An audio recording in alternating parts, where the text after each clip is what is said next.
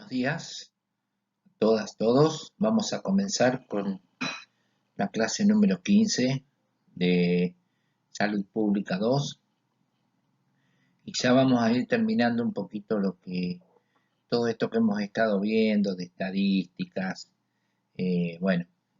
bioestadísticas, enfoque de riesgo, bueno, todo lo que hemos estado viendo hasta ahora, ya para pasar más a lo que serían las comunidades saludables, cómo hacer, cómo trabajar en lo que es la promoción y la prevención, principalmente en promoción de la salud.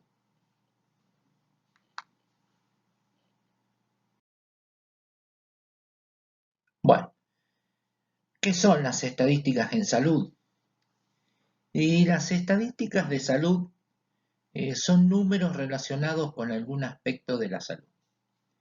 Las estadísticas relacionadas con nacimientos, muertes, matrimonios y divorcios, a veces se llaman estadísticas vitales.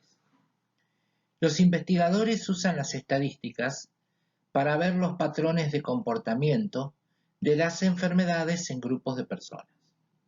Eso puede ayudar a saber quién corre el riesgo de contraer algunas enfermedades, encontrar maneras de controlar ciertas afecciones y decidir qué patologías deben estudiarse.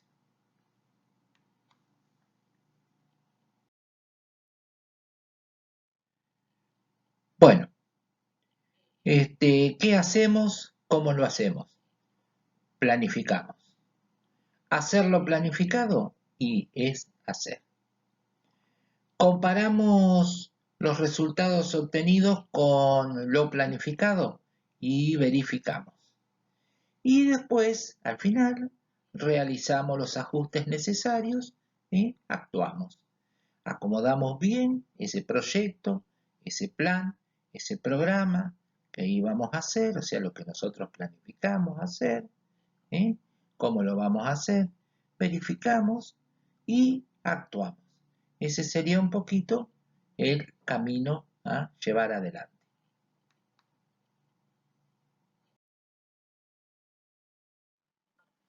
Bueno, el valor de la estadística en la salud, o sea, en la salud se emplean consciente o no muchos conceptos estadísticos al adoptar decisiones relativas a diagnósticos clínicos o bien al predecir probables resultados de un programa de intervención en la población.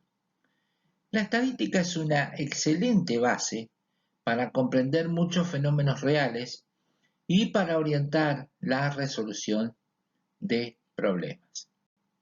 Se debe proporcionar una cultura estadística donde se relacionan capacidad para, y acá tenemos algunas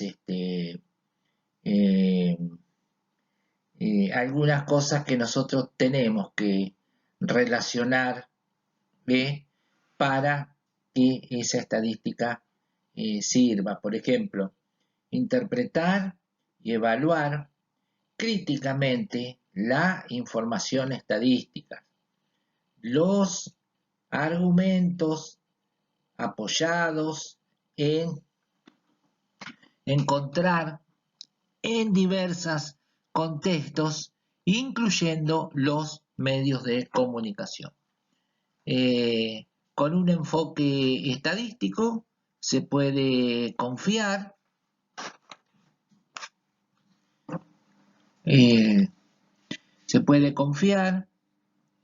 y estudiar poblaciones en las que se aplican leyes con grandes fluctuaciones aleatorias. La estadística es un vehículo para alcanzar las capacidades de comunicación, tratamiento de la información, resolución de problemas, uso de modelos de trabajo, cooperativo y en grupo. O sea que bueno, la estadística en la salud, como ustedes vieron, tiene un gran valor. Pero siempre esto que dice que se debe proporcionar una cultura estadística. ¿Estamos? No para todos lados es lo mismo. Nosotros debemos tener en cuenta muchos factores que son imprescindibles a la hora de hacer una estadística con ciertos grupos de personas.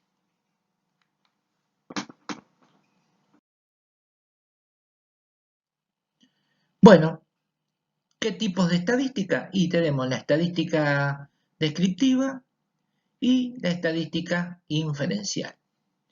Tenemos una población, en esa población vamos a tener distintas variables y esas variables, bueno, ya estuvimos hablando bastante, pueden ser cualitativas o pueden ser cuantitativas. ¿Estamos? De esa población se desea conocer qué parámetro, vamos a tener una muestra, se calcula y vamos a tener un resultado estadístico de esa población que nosotros fuimos a estudiar.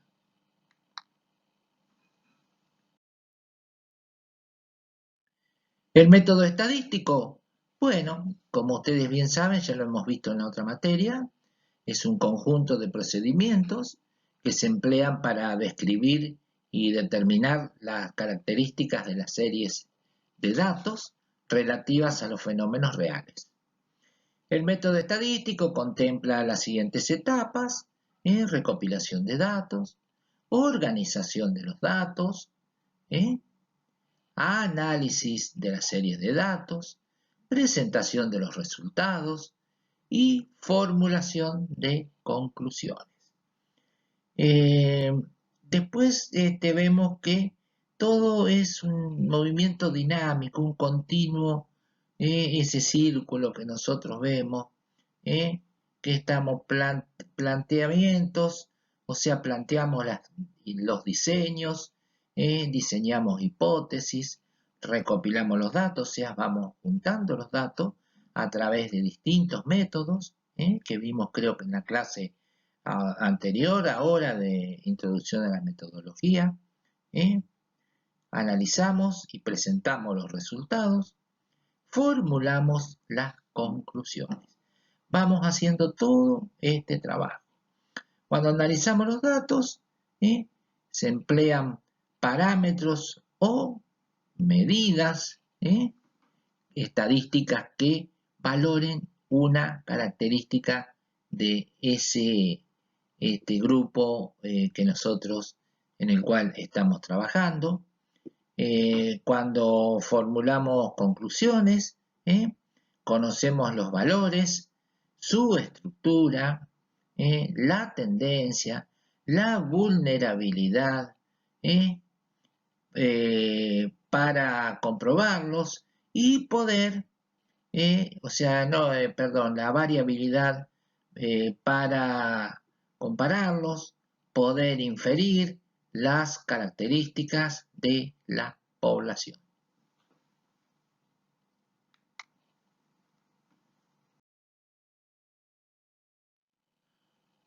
Bueno, tablas de una entrada, esto vimos en esta clase anterior de metodología, en la última vimos que era una tabla, que era un gráfico.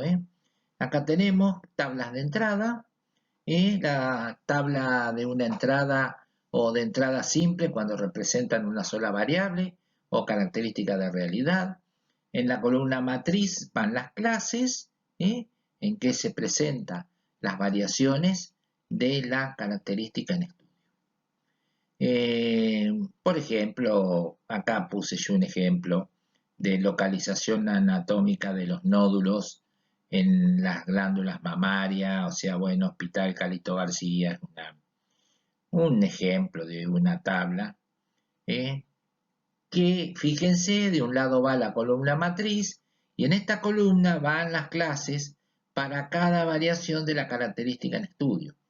O sea que, si vemos cuadrantes superiores, tenemos 164 casos, en el externo 114, en el interno 50, Bueno, así vamos viendo en todas las zonas que se pueden localizar los nódulos en las glándulas mamarias, sobre un total de 344 casos, fíjense, que se han estudiado y tenemos esas características de los lugares. Esto es una tabla de entrada.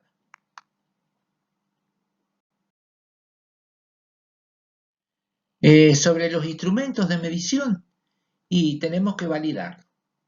O sea, la validez se refiere a que la calificación o resultado obtenido mediante la aplicación del instrumento mida lo que realmente se desea medir. Acuérdense que siempre habíamos visto que había que validarlo, si no, no tenía valor ese trabajo que nosotros íbamos a hacer si no lo validábamos. La fortaleza del diseño utilizado es que permite tener una mayor validez externa, la que posibilita la generalización de los resultados y el contrastarlos con otra variable, o sea, el contrastarlos con otra variable. Podemos nosotros ver qué nos dio, por ejemplo, si en una variable nos había dado una cosa y en la otra habíamos obtenido otro resultado, a través de la validación los podemos comparar. Lo que se percibe es garantizar que la variable que pretendemos medir es consistente, es decir, que su concepto posee una lógica científica y psicológica. Bueno, es lo que le nombré al principio, si no, no tiene validez.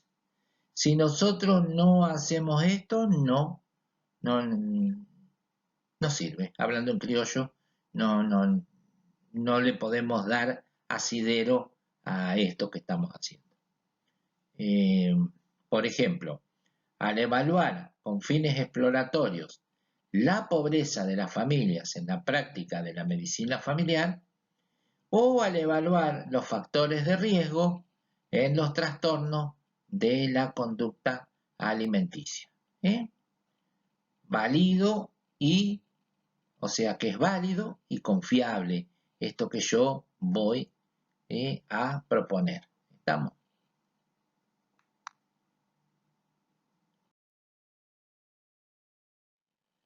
Bueno, ciclo de control de la información. Fíjense que también es todo dinámico, que es como un círculo. Primero comparamos los resultados con los planes, evaluamos los resultados con los estándares de desempeño, ideamos los medios efectivos para medir las operaciones, comunicamos cuáles son los medios de medición, transferimos datos detallados de manera que muestren las comparaciones y las variables, sugerimos las acciones correctivas cuando sean necesarias y ajustamos el control a la luz de los resultados de ese control. Y seguimos, es dinámico y se sigue comparando resultados con los planes y seguimos haciendo todo. Este es el ciclo que tiene la información. Bueno, ahora vamos a ver un poquito lo que es bioestadística, o sea, las generalidades.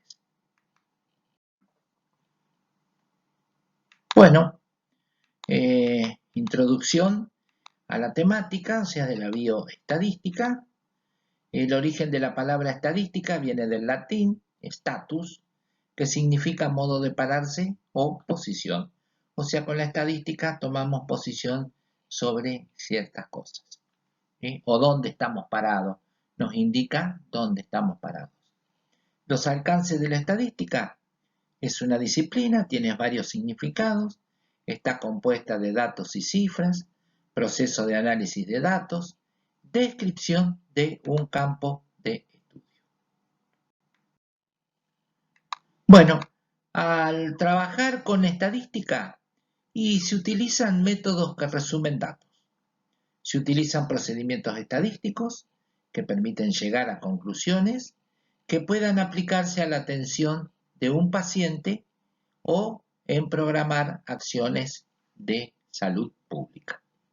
Entonces, el área objeto de la estadística es el conjunto de métodos y procedimientos estadísticos usado por quienes se dedican al trabajo de esta disciplina. Bueno, y al final, ¿y qué es bioestadística? O sea que la bioestadística es una disciplina científica que se encarga de la aplicación del análisis estadísticos a diferentes cuestiones vinculadas a la biología. Puede decirse que la bioestadística es un área o una especialización de la estadística, la ciencia dedicada al estudio cuantitativo de todo tipo de variables. A comienzos del siglo, de un poquito de historia vamos a hacer acá, a comienzos del siglo XIX se comenzó a expandir la práctica de apelar a métodos de las matemáticas para la cuantificación de variables de los pacientes. La tuberculosis, por ejemplo, es una enfermedad que empezó a estudiarse en profundidad a partir de datos matemáticos. La medicina, de este modo, incorporó la bioestadística a sus estudios para obtener datos sobre infecciones o epidemias, etc. El análisis de las estadísticas registradas por médicos y enfermeros poco a poco se volvió muy importante para la generación de información de utilidad en tratamientos y en campañas de prevención. La bioestadística puede resultar útil en diversos ámbitos de la salud pública. Como ustedes habrán visto, en este párrafo del medio, todo lo que se ha usado la bioestadística en lo que pueden ser las campañas de vacunación, en las campañas de prevención de ciertas enfermedades, porque nosotros vamos teniendo una matriz que nos va indicando, como vimos eso, en qué cuadrante de una mama se encontraban las glándulas tumorales, pueden ser. Entonces nosotros a través de la estadística vamos viendo qué incidencia van teniendo ciertas enfermedades y qué incidencia va teniendo la vacunación en ciertas enfermedades. Esto nos resulta muy, muy útil. Bueno, ¿cuál es su relación con enfermería? Para saber la relación que existe entre bioestadística y enfermería, veremos que epidemiología clínica, es un nuevo concepto, tenemos bioestadística que están juntas las dos, y ellas dos derivan en lo que es enfermería. O sea que enfermería utiliza la bioestadística y la epidemiología clínica. Bueno, como dijimos anteriormente, que la epidemiología clínica era un concepto nuevo, entonces ese concepto es el término epidemiológico, se deriva de la palabra griega, bueno, epi, que significa sobre, y demos, que es pueblo. O sea, es el estudio de la salud y la enfermedad de las poblaciones humanas, los modelos de salud, enfermedad, así como los factores que influyen en estos patrones. El conocimiento epidemiológico de una enfermedad se utiliza para entender las causas que la determinan, para programar las políticas de salud pública y encauzar el tratamiento.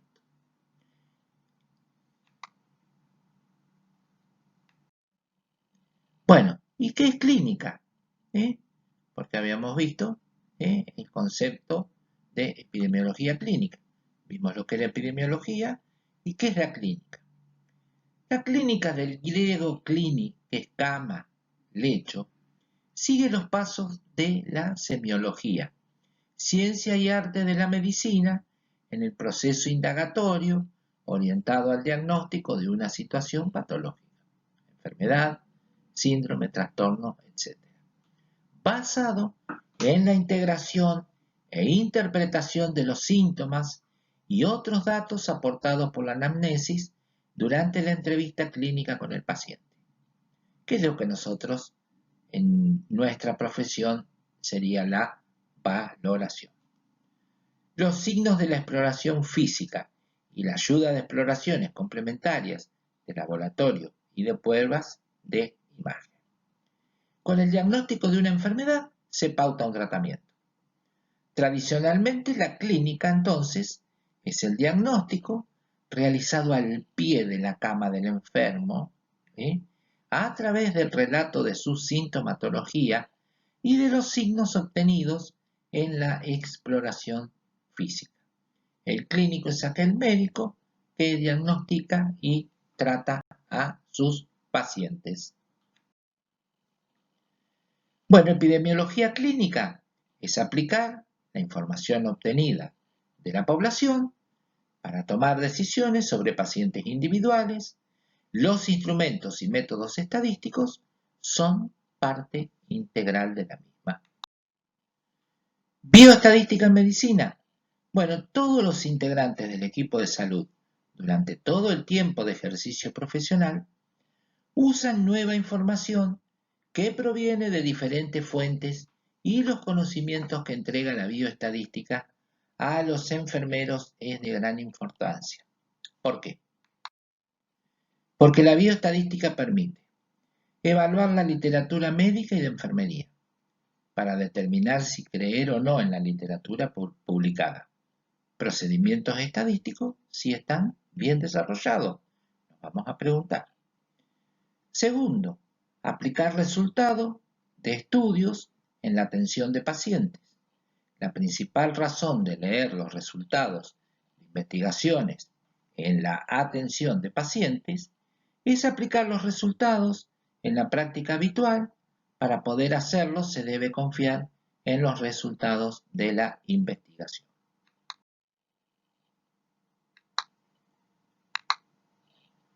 Bueno, también nos sirve para interpretar estadísticas vitales, como son nacimientos, defunciones, etc.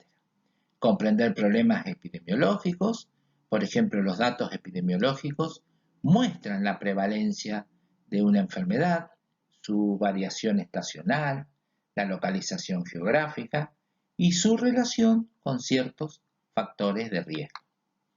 Interpretar informes sobre fármacos y equipos, comprensión del diagnóstico médico, o sea, las pruebas diagnósticas, estar informado, o sea, mantenerse al tanto de los avances actuales con visión crítica en los datos.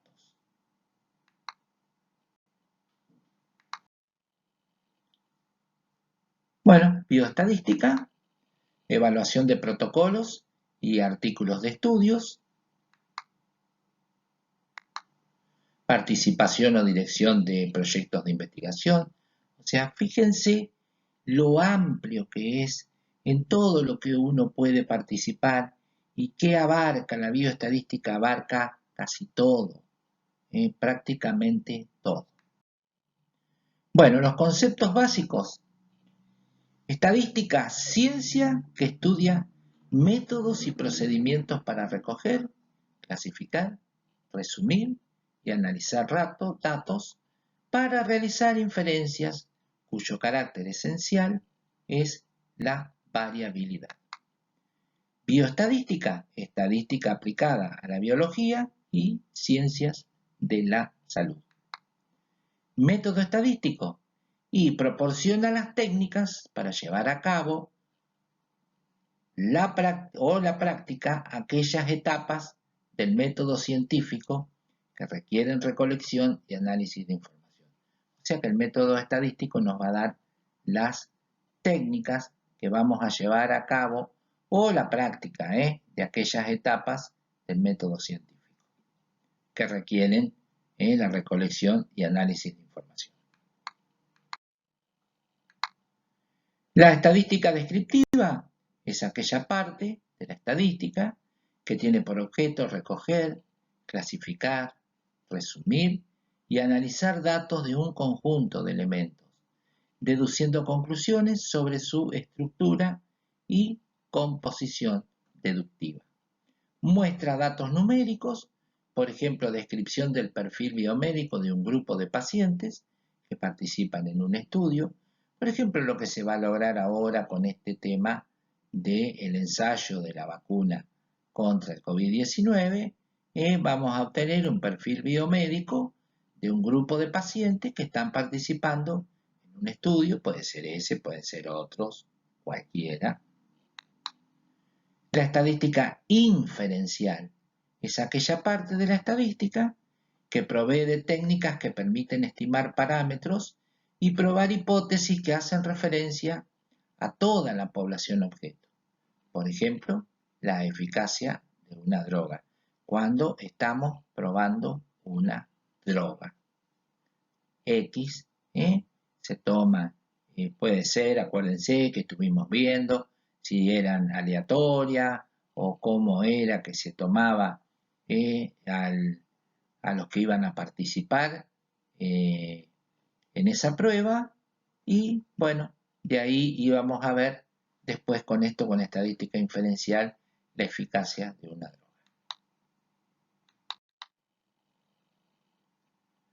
La variable es toda característica o atributo de la unidad de observación, por ejemplo, del individuo en estudio. La categoría de una variable son todas las posibles respuestas o valores que una variable puede tomar, comúnmente se conocen como datos. O sea que las posibles respuestas o valores que una variable puede tomar son los datos. La variable cualitativa se refieren a cualidades no cuantificables, o sea que no podemos medir en la unidad de observación. O sea, cualidades que tienen, pero que no las podemos cuantificar en la unidad de observación. Y la variable cualitativa nominal, sus categorías no tienen un orden implícito. Por ejemplo, sexo, resultado de un test. Más o menos, etc. O sea que podemos poner, no importa si son más o menos, si importa el sexo, es por ahí para una población la variable cualitativa nominal específica.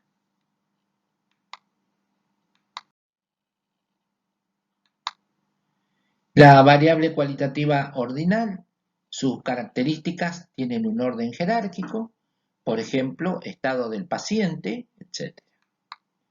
La variable cuantitativa se refiere a una característica cuantificable de la unidad de observación, o sea que yo la puedo medir, puedo saber la cantidad. La cualitativa discreta se refiere al recuento de una característica, se enumeran, por ejemplo, el número de hijos vivos, etc. Variable cuantitativa continua, o sea, se refieren a una medición, o sea, se miden. Por ejemplo, la presión arterial en milímetros de mercurio. O la temperatura en grados centígrados, etcétera. Lo que a ustedes les parezca. Pueden ser las pulsaciones, si quieren tomar los signos vitales, lo que a ustedes les parezca como variable cuantitativa continua. Individuo o unidad de observación es cada uno de los elementos que contiene cierta información del fenómeno que se desea estudiar. Por ejemplo, un paciente, una familia, una comunidad, una célula, etc. Ese es el individuo o unidad de observación. Fíjense todo lo que puede ser. Ustedes el año pasado estuvieron trabajando en lo que era una familia, en la comunidad. Población o universo es el conjunto de todos los individuos que cumplen ciertas propiedades, o sea, características común observable, por ejemplo, pacientes con hipertensión arterial que se atienden en un consultorio determinado, etc.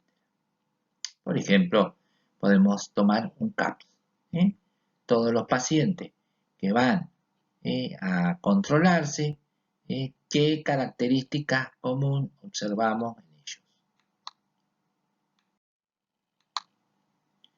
El parámetro es un valor constante, generalmente desconocido, que permite describir el comportamiento de una población. Cualquier característica de la población que sea medible. Por ejemplo, prevalencia de hipercolesterolemia en X región, nivel promedio de colesterol sérico en adultos mayores de 65 años de la X región, promedio de talla de niños de 2 años en control de niños sanos en consultorio, etcétera. Los parámetros que nosotros nos parezca que debemos o queremos tomar. La muestra y es el subconjunto de la población. Es representativa de una población cuando cada uno de los elementos que la forman con características comunes se escoge aleatoriamente al azar. El muestreo, método de extracción de una muestra, este puede ser aleatorio o no aleatorio. El estadígrafo es un valor que resume la información contenida en una muestra, por ejemplo, promedio de respiraciones por minuto de una muestra de 10 recién nacidos en fototerapia. O sea, estos son ejemplos. Uno puede tomar los que le parezca, infinidad de ejemplos tenemos para tomar.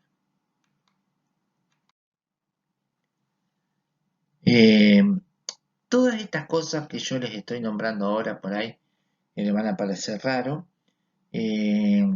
por ahí ténganlas en cuenta. El año que viene las vamos a usar, por lo menos si puedo dar clases yo en lo que es enfermería comunitaria y educación para la salud. Yo en todos los lugares que la he dado suelo hacer un ASIS, que es un análisis de situación de salud de una población X, y necesitamos muchas de estas cosas que nosotros que yo recién les estuve comentando para realizar ese trabajo. No es un trabajo muy difícil porque se puede hacer un solo trabajo donde colaboramos todos, y no es tan difícil, es un trabajo lindo. Yo he guardado 3 o 4 trabajos que han hecho que están espectaculares, con filmaciones, con fotografías, o sea, excelentes trabajos, muy comprometidas porque les gustó la materia, les gustó involucrarse y bueno, salieron lindos trabajos. Bueno, las herramientas de la estadística descriptiva, y tenemos las herramientas analógicas que son las tablas y los gráficos, y las herramientas digitales que son los estadígrafos, que es lo que vimos recién. Tipos, tablas de distribución de frecuencia, gráficos de barras, gráficos sectoriales o de torta, tablas de asociación, contingencia, gráficos de barras agrupados, gráficas de barras subdivididas. Creo que todos ya han visto estas cosas en infinidad de lugares. Por ejemplo, las tablas. Y la tabla es una forma de presentación de datos estadísticos arreglados sistemáticamente con el fin de facilitar la descripción y análisis de los hechos. Por lo tanto, no es un fin en sí misma, sino simplemente un medio para mostrar información. O sea, la tabla me va a mostrar información. Por lo general, en una investigación o en cualquier trabajo donde manejamos datos, cada tabla que se construye tiene como objetivo contestar alguna pregunta bien precisa. Estas preguntas son las formuladas al definir los objetivos del trabajo como indicamos anteriormente. Bueno, ustedes vieron cuando vimos acá en esta clase, un poquito más arriba, esa tabla que hablaba sobre los nódulos en las mamas, las ubicaciones. Era una tabla. Bueno, la estructura de una tabla, en cuanto a su estructura, hay diferentes tipos de tablas, dependiendo de lo que se desea mostrar. No obstante, en todas ellas hay ciertos elementos comunes que detallamos a continuación. El título. Así como toda persona tiene un nombre para identificarse, la tabla debe tener un título que indique su contenido. Universo a que pertenecen los datos, variable que se presenta, fecha de obtención de la información y lugar. Imprescindible que la tabla tenga esto. Este título debe ser breve, completo y preciso, por lo cual contendrá solamente la información indispensable para satisfacer dichos requisitos. El título debe responder a las preguntas ¿qué o quién se presenta? ¿Cómo se clasifican las unidades de observación? Por ejemplo, nacidos vivos según edad de la madre. Pacientes según diagnóstico, diagnóstico según sexo, etc. ¿Dónde y cuándo fueron obtenidos los datos? Hay casos especiales en donde no es necesario ajustarse estrictamente a todas estas pautas o en el que deben agregarse otros elementos, por ejemplo, y en el mismo periodo de tiempo, por ejemplo, cuando se presentan varias tablas cuyos datos se han obtenido en el mismo lugar y en el mismo periodo de tiempo. Entonces, importante, dónde y cuándo fueron obtenidos los datos, para que no se nos mezclen con otros datos iguales, pero que fueron recogidos en otros momentos. ¿Estamos? Esta información aparecerá en el texto del trabajo y no será necesario repetirla en cada tabla. Se ubica con preferencia en la parte superior de la tabla por ser el lugar más visible. Ejemplo, nacidos vivos según edad de la madre, Tucumán, año 2017. Vamos a poner. Bueno, también debe constar de un esqueleto o armazón. Es un par de rectas perpendiculares entre sí que se cortan cerca del extremo izquierdo y superior respectivamente, lo que indica que existen en ellas filas y columnas que deberán ser encabezadas por los títulos, los cuales nunca pueden faltar, ya que de lo contrario no se sabría a qué se refieren las cifras contenidas. Bueno, esto parece una cosa vulgar, pero es importante, muy parecido a lo que es una tabla de Excel. Un cuerpo está constituido por los casilleros, encerrados por el esqueleto, y que contendrá los datos a presentar, o sea, las frecuencias. Los totales se acostumbra colocarlos en la última fila y o columna. Las frecuencias absolutas se refiere a la cantidad de datos que se observan en cada categoría o de la variable. Frecuencias relativas, o sea, porcentajes, que relacionan las cifras parciales con el total y generalmente se colocan al lado del número absoluto. Puede calcularse sobre los valores verticales o los horizontales, dependiendo del objetivo de la tabla. No siempre este ítem es obligatorio. Notas explicativas.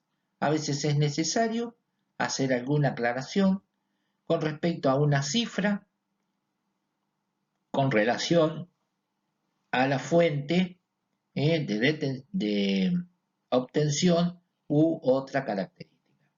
En ese caso, debe colocarse un asterisco u otra llamada que se explicará al pie de la tabla. Al final de la tabla se debe colocar la nota sobre la fuente de la cual se obtuvieron los datos, indicando el origen de los datos. A veces se suele hacer mucho, muy común, con un número encerrado entre corchetes o paréntesis, la llamada para después hacer la nota aclaratoria sobre esa aclaración que debemos hacer sobre una cifra en especial. Bueno, ¿qué tipos de tablas tenemos?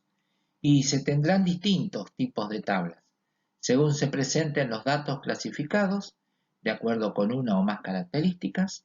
Estas características, variables o criterios de clasificación pueden ser de naturaleza cualitativa o cuantitativa. Según el número de variables que se presentan, tenemos tablas de clasificación simple, si presentamos una variable y su distribución de frecuencias. Por ejemplo, si presentamos el total de consultas externas clasificadas según áreas programáticas, ya que las áreas programáticas es la única característica que se ha tomado en cuenta. Tablas de clasificación cruzada, si en una tabla se presentan los datos de dos o más variables, se denominan tablas de clasificación cruzada. Las tablas de dos o más clasificaciones permiten realizar distintos fenómenos, sin embargo, las combinaciones de más de 3 características forman tablas complicadas y a veces suelen ser, no tienen comprensión. ¿Estamos? Yo les pido por ahí que presten un poquito especial atención porque este va a ser uno de los temas del final de salud pública. Por ahí establecer una tabla, puede ser con cualquier cosa,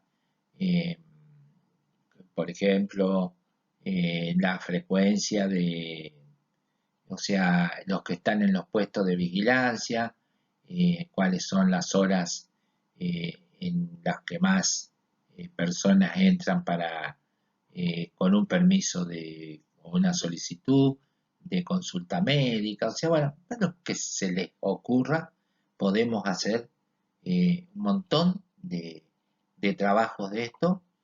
Por ahí no nos va a facilitar como otros años poder hacer dentro del hospital, por ejemplo en el área, las consultas de cardiología, las consultas de medición de la presión arterial en un CAPS.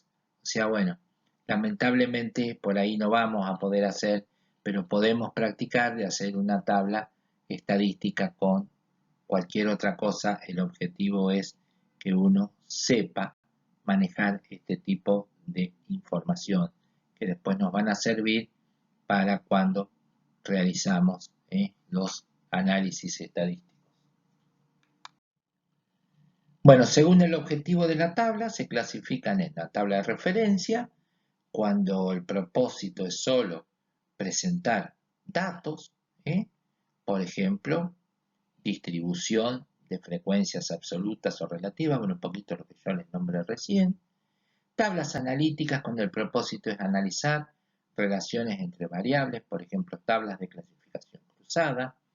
En las tablas analíticas dijimos que se hace esta clasificación cuando cada individuo es observado bajo dos o más características, o sea, variables, simultáneamente, e interesa analizar la relación entre ambas.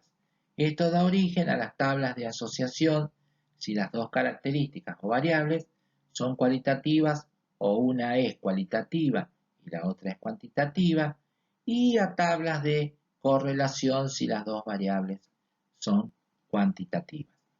En el caso particular de tener una tabla con dos criterios de clasificación, existen diferentes maneras de calcular los porcentajes que dependen fundamentalmente de cuál es el propósito de presentar la tabla. Es decir, qué es lo que se quiere mostrar. Si el propósito es mostrar la distribución conjunta de dos variables, se debería tomar como base para calcular los porcentajes el total de individuos observados. Bueno, es importante destacar que cuando el objetivo de una tabla es presentar la relación entre dos variables, El cálculo de los porcentajes se debe realizar tomando como base las categorías de la variable considerada como factor o variable independiente que supuestamente influye en la variable respuesta o dependiente. Acá hay un caso, un ejemplo presentado, que es el factor considerado es el analfabetismo materno y la variable respuesta es el peso al nacer de sus niños. En este caso se pretende analizar si el analfabetismo materno es un factor de riesgo para el bajo peso al nacer. En otras palabras, se podría pensar que entre las madres analfabetas el bajo peso es más frecuente que entre las alfabetas. Bueno, fíjense el universo que tenemos para elaborar datos y donde podemos usar las tablas para todas estas cosas. Más allá de solo algunos principios básicos, es muy difícil, si no imposible, dar reglas precisas para la construcción de tablas. Globalmente, una tabla es un arreglo de los datos de una manera concisa y fácil de leer, y su construcción depende del objetivo que tenga la misma. Por ejemplo, acá hay un ejemplo de tabla que sería egresos hospitalarios según edad y sexo, Tucumán, año 2008. Por ejemplo, la edad en año, menores de un año, mayores de un año, menores de un año, masculino, femenino, o sea, el porcentaje que tenemos de egresos hospitalarios. Fíjense que están la cantidad, egresaron, por ejemplo, menores de un año, 2.960, o sea, un 14,8%. En femenino, 1.588, sería un 3,6%. Y sobre un total de 4.548, el porcentaje es el 7,1%. Bueno, y acá van teniendo, tienen los totales, fíjense, donde tenemos que en la columna del porcentaje tenemos el 100%, que sería el total de todos. Ahí vamos viendo de 43.990 pacientes femeninos que egresaron, o sea, de ese 100%, y 1.588 eran menores de un año, 1.279 tenían un año, 1.176 entre 2 a 4 años. Bueno, fíjense, o sea, las edades. Fíjense que hay un número importante entre los 15 y los 24 años y los 25 a 44 años, que generalmente coinciden con la edad fértil de la mujer. ¿Estamos? En el masculino, fíjense que uno de los números más altos corresponde a la edad entre 45 y 64 años, que es una de las edades en que más riesgo corren los adultos masculinos con enfermedades que pueden ser graves o que necesiten internación. O sea, si bien acá tenemos la tabla, después podemos ir sacando esto que yo les fui explicando a ustedes. La cantidad de números uno va viendo y dice, y de 10 a 14, qué poquitos. Pero generalmente es una edad en que los chicos no tienen muchas afecciones, a pesar de que es una provincia, que también tenemos que evaluar los bolsones de pobreza, que hay analfabetismo, bueno, que hay un montón de cosas que se dan que pueden ser muy variables, que a lo mejor si hacemos acá en Deró una y ese número de 10 a 14 nos va a dar mucho más bajo que lo que dio acá en Tucumán.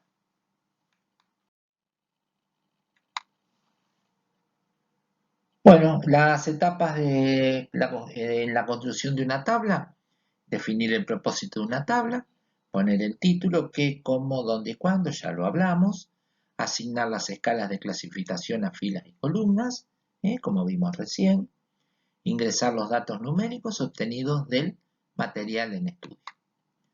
Las recomendaciones generales: identificar las unidades de medición para cada variable numérica, no incluir mucha información en una sola tabla, el número 0, frecuencia 0, debe escribirse explícitamente y el guión, o sea, guión del medio como se conoce, se reserva para datos faltantes. Por ejemplo, ingreso correcto de datos es 0.55 o 0,55 y no puesto así con 2.55.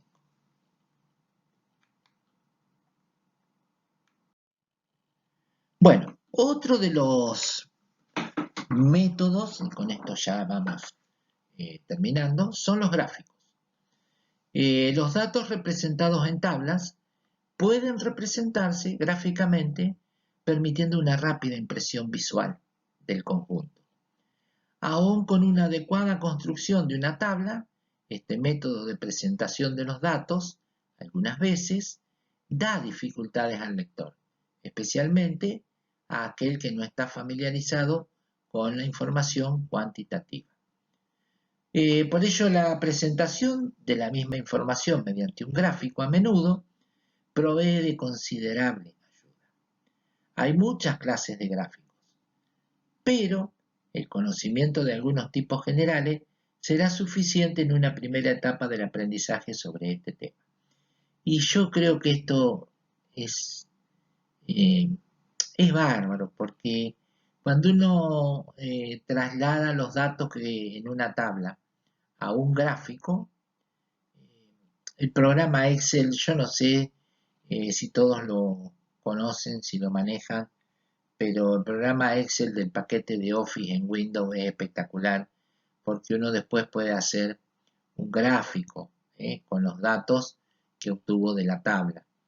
Y sí que son más fáciles de entender, porque yo si tengo un año que hubo tantos nacimientos y otros tantos y esto, enseguida yo con el gráfico me voy a dar cuenta, según sea de barra, de tortas, de lo que a ustedes les parezca, enseguida me voy a dar cuenta cuál fue el año. No voy a precisar por ahí, como yo hablé recién de la tabla, de las edades, por qué había tantas mujeres en tal edad internadas que egresaban, sino que me voy a dar cuenta con los gráficos mucho mejor.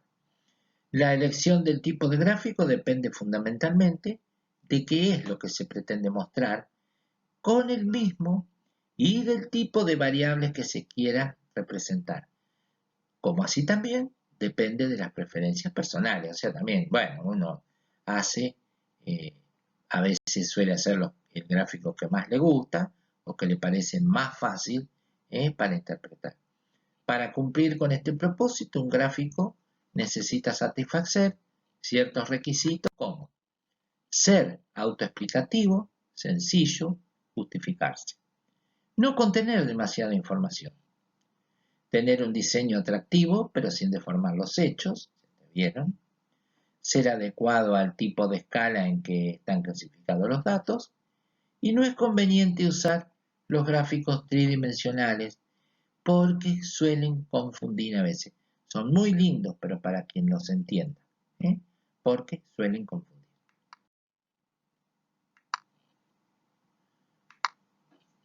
Bueno, tienen como objetivo los gráficos representar distribuciones de frecuencia, hacer comparaciones, mostrar asociación entre dos o más variables.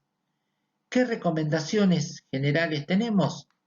Y debe ser sencillo y autoexplicativo, debe representar fielmente los hechos, debe ser agradable a la vista y los ejes deben estar en una proporción de 3 a 4. Bueno, acá yo puse unos ejemplos. Figura 1, por ejemplo, ejemplo de gráfico de sectores, distribución de una muestra de pacientes según el hábito de fumar. Y fíjense que no precisamos ir a muchos lados para darnos cuenta cuáles son los que ocupan mayor grupo etario. Por ejemplo, acá los no fumadores. Los fumadores y los antiguos fumadores. Bueno, si uno vamos a ver factores de riesgo y todo eso, bueno, ya tenemos que tener que por ahí el antiguo fumador con el fumador y estarían juntos y ya tenemos, fíjense, entre el celeste y el amarillo es la parte más importante que tiene ese gráfico. Bueno, acá tenemos un gráfico de barras o columnas, estas son verticales, donde tenemos unos ejes cartesianos, que tenemos, por ejemplo, un porcentaje de costos y abajo tenemos las cantidades, cómo va haciendo eso. Por ejemplo, la figura 3, un gráfico que es ejemplo de un histograma, o sea, distribución en la edad de 100 pacientes, o sea, acá tenemos hasta cuánta edad llega, o sea, cuánta cantidad de pacientes, y abajo el eje de la edad. Polígono de frecuencia para la edad, bueno, igual al gráfico anterior, nada más que está hecho de otra forma, el gráfico. Por ahí está más entendible al primer golpe de vista. La mayor cantidad está dada entre los 25 años, 26 aproximadamente, pero bueno, ya uno enseguida se da cuenta. Es un gráfico de cajas para la edad de 100 pacientes. Fíjense que ya este es un poco más difícil de comprender. Diagrama de barras agrupadas, o sea, relación entre la presencia de alguna enfermedad coronaria y los antecedentes cardíacos familiares en una muestra, donde un color nos está indicando una cosa, en la enfermedad coronaria nos está indicando no y sí, o sea, el porcentaje y los antecedentes cardíacos familiares. ¿Estamos? Y los colores, el amarillo es no y el celeste es sí en una muestra en familiares con antecedentes cardíacos y tenemos femeninos y masculinos. Bueno, este es un diagrama de dispersión entre la talla y el peso de una muestra de individuos. Estos son un poco más difíciles de entender, pero bueno, también son pueden ser bastante extendibles porque fíjense cómo está dada el puntito más alto donde está. Bueno, con esto finalizamos y el trabajito práctico de esta clase para las dos comisiones lo mismo, que son estadísticas en salud, describa el valor de la estadística en salud, tipos de estadística, describa qué es una tabla, de qué depende fundamentalmente la elección del tipo de gráfico y qué requisitos necesita satisfacer para cumplir con el propósito de elección, describa el objetivo y recomendaciones generales para los gráficos, define y describa el método estadístico y nombre el ciclo de control de información. Como siempre, las preguntas están todas en la clase. Yo sé que es aburrido y que es pesado todo esto. Estaba mirando en la estadística que me brinda YouTube. ¿Saben cuál es el promedio de minutos que miran la clase? 8,32. 8 minutos y medio. Miran una clase. Ese es el promedio que hay. Muy poca gente, hay muy pocos que miran la clase completa, pero bueno, el promedio de vistas a la clase es de 8 minutos con 32. A veces por eso surgen esta cantidad de malos entendidos o que no comprenden esto o que preguntan una cosa y que no la entendieron porque no escucharon la clase o no la miraron. Aunque sea, mírenla. Yo sé los recontraentiendo. Y más estas materias. Pero bueno, ¿qué va a hacer? Pongámosle un poquito de onda. Ya estamos terminando. Esperemos que esto tenga un final este año y el año que viene sea un año relativamente normal. Pero bueno, gracias a todos igualmente por su atención.